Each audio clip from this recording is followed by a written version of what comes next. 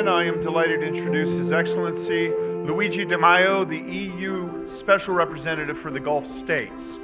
In his current role, His Excellency plays a pivotal role in strengthening ties between the EU and GCC states, advancing cooperation on key issues such as trade, energy, and security.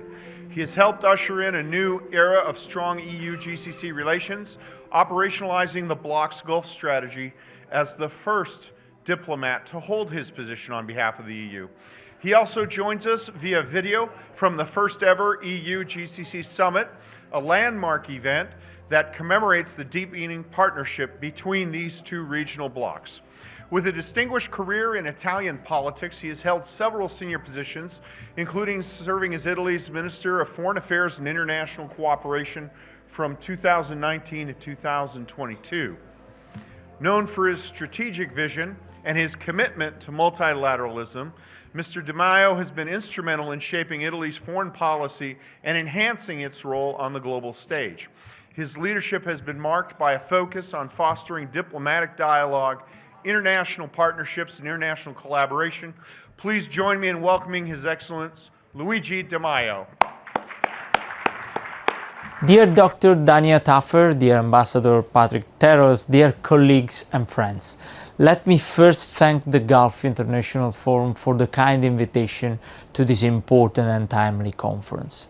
I cannot be with you in person, unfortunately, but I did not want to miss the opportunity to send my warmest greetings from Brussels and to make a few remarks on the relationship with the Gulf countries from the European Union perspective. Let me say upfront that whoever will be the winner of the upcoming US elections, a strong cooperation between the US and the European Union and with the Gulf countries will be essential. In a world undergoing such a significant geopolitical shifting, working in partnership with the GCC countries should be a strategic objective both for the US and the EU. As you may know, the first ever EU-GCC summit has just taken place. It has marked the common agreement to take our partnership to a strategic level by working on expanding cooperation in many different areas: regional security, trade and investment, energy and connectivity, people-to-people contacts. Our main goal is to reinforce the structural foundations of our relationship, capitalizing on the socio-economic changes happening in the Gulf region by further building complementarities. It is a mid-long-term vision which is now confronted, however, with significant security challenges that could be of a more long-term nature than many people want or expect.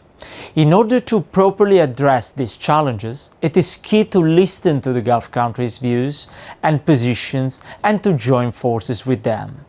Let me try to flag some of the security priorities that our GCC partners emphasize repeatedly. Even if there are nuances among them, just like within the European Union, there is also a fundamentally shared assessment of the challenges they face.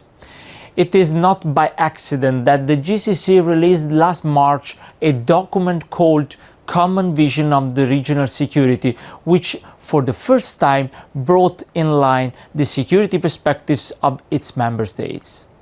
It is evident that today their highest priority is a sustainable solution to what is happening in Gaza, West Bank, and overall on the Israel-Palestine two-state solution. This is an absolute priority also for the European Union and the EU member states. Together with Saudi Arabia and other partners, we have launched a global alliance to advance the two-state solution. The Saudi Minister of Foreign Affairs, Prince Faisal, has proposed to host a first working-level meeting in Riyadh to identify the core elements towards the implementation of the two-state solution, and the EU has offered to hold a second meeting in Brussels. This is to demonstrate the level of convergence that we currently have on this issue, which is central to both regions. After October 7, the solution to this conflict based on two states at peace and security within their own agreed borders has taken a new centrality, and it is also a precondition to the pursuit of normalization between Gulf states and Israel. The current escalation of the conflict into Lebanon and the prospect of a direct confrontation between Israel and Iran is of utmost concern. We will need US full commitment towards a permanent solution in the Middle East, and I'm confident that after the upcoming elections there will be diplomatic space to work together on this. The second pressing issue from the GCC perspective is Iran. The relationship with Tehran is a constant diplomatic dilemma for the GCC states, one that is centrally not easy to solve. While there are important differences in the GCC states on how to approach it, in this particular moment they are all leaning towards de-escalation and detente.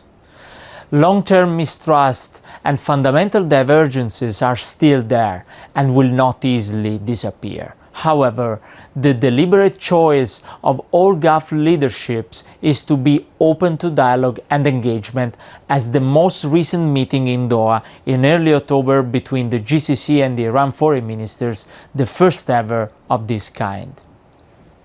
As you may know, the EU has a standing policy of so-called critical engagement with Iran.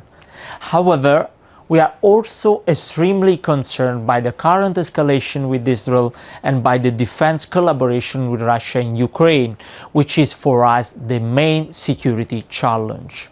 Also on this file, the transatlantic cooperation is key, and I believe our partners in the Gulf need support and cooperation from all of us. The third important security problem affecting the GCC countries is related to the situation in the Red Sea, to the deadlock in the Yemen peace process, and to the role of North States armed groups. The US, the UK and European Union have all strong naval presence in the Red Sea. The EU in particular has launched last February the Operation Aspides to protect freedom of navigation and contain the damage to commercial shipping provoked by Houthis attacks. The instability in the Red Sea affects the Gulf countries, adding another destabilizing element of uncertainty for the economic long-term perspectives of the region.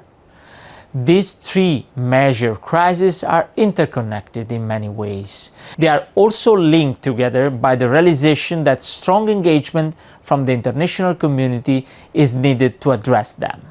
International cooperation, support and diplomatic engagement is what our partners in the Gulf need. I'm confident that we Europeans, the next US administration and the GCC countries will manage to come together and work to the benefit of stability and prosperity of the entire Middle East. I look forward to the next opportunity to meet you in person, and I wish you a very fruitful discussion. Thank you very much.